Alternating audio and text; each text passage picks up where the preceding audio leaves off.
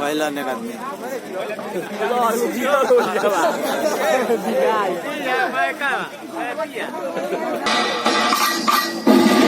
Presenting by Petalog Dance Crew. Hello, gynaecologist doctor Sinha बोल रही हैं। यस, डॉक्टर आपसे बात करना था, ये वाइफ प्रेग्नेंट है, अबॉर्शन करना था। Is there complication? कॉम्प्लिकेशन कोई नहीं है, लड़की है तो। ये कैसे बात कर रहे हो आप? ऐसा तुम पहले नहीं हो। लड़की है। भैया बात है, अबॉर्शन करा दूंगा।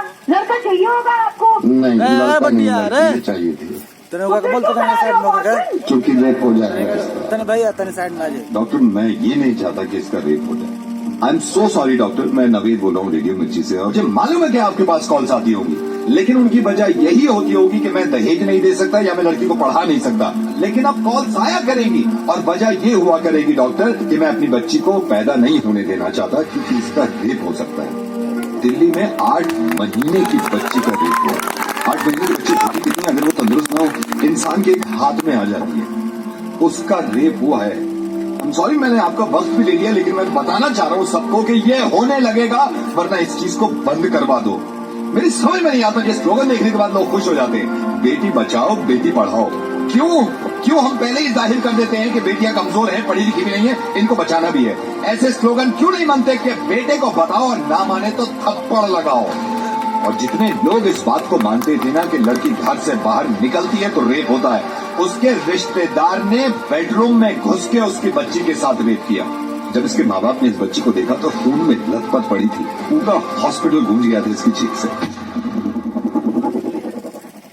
और हिंदू मुस्लिम आप करते रहिए अपना काम, एक दूसरे को बुरा भला कहने में और जुलूस निकाल के एक दूसरे को मारने में। अगर शर्म है ना थोड़ी सी, तो इनसे ज्यादा खतरनाक जो हमारे मुल्क में हो रहा है कि बच्चों के रेप जो करते हैं, उन जानवरों को जाके सबक सिखाओ, इतनी भीड़ ले जाकर। और कोई बताने की जरूरत नहीं है किसी को कि लड़कियां किसी से कम नहीं होती। जब आप किसी को ये बताते हैं कि लड़कियां किसी से कम नहीं है, इसका मतलब यह है कि कहीं ना कहीं पहले से ही दिमाग में हमने ठूस रखा है कि लड़कियां कम होती है।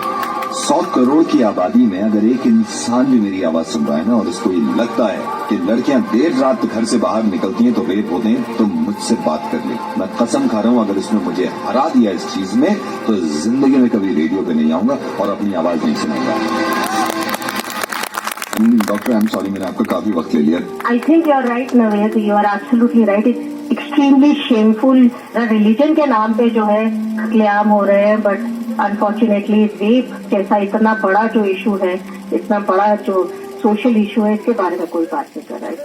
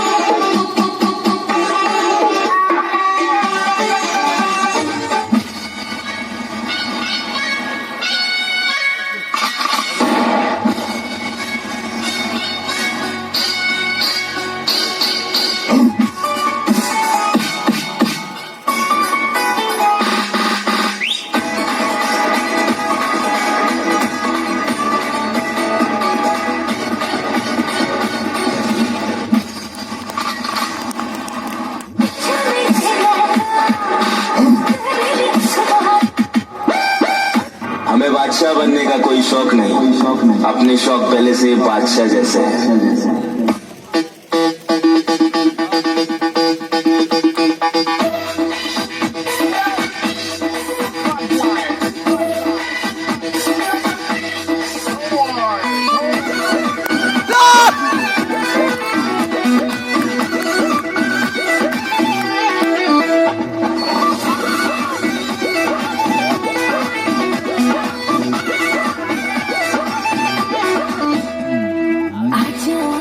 हैंडसम राजा खुला दरवाजा बादल में समा जा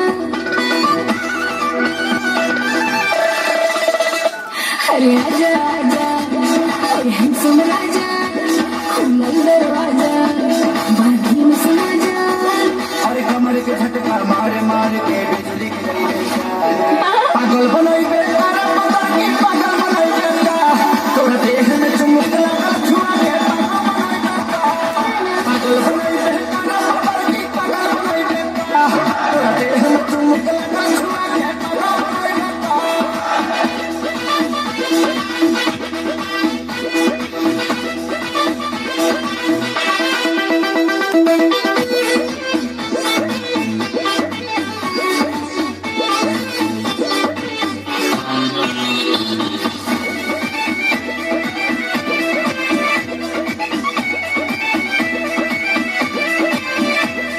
राजा पूरा खेल माटी में एक रोसे मनता अंदर के झांकी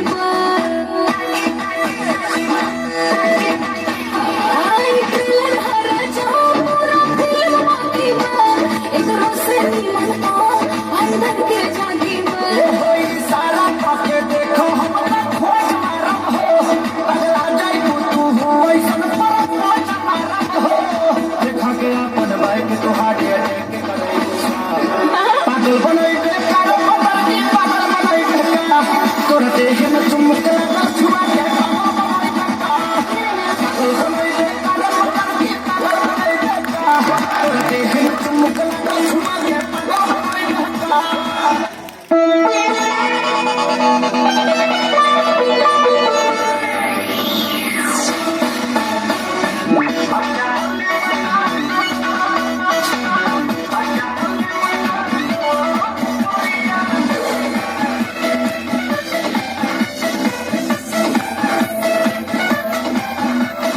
गोरी गोरी गलियां हमारा दबाई तेरे को सावरिया गोरी गोरी गलियां हमारा दबाई तेरे को सावरिया भीतर के दीपक रंगो भीतर के दीपक रंगो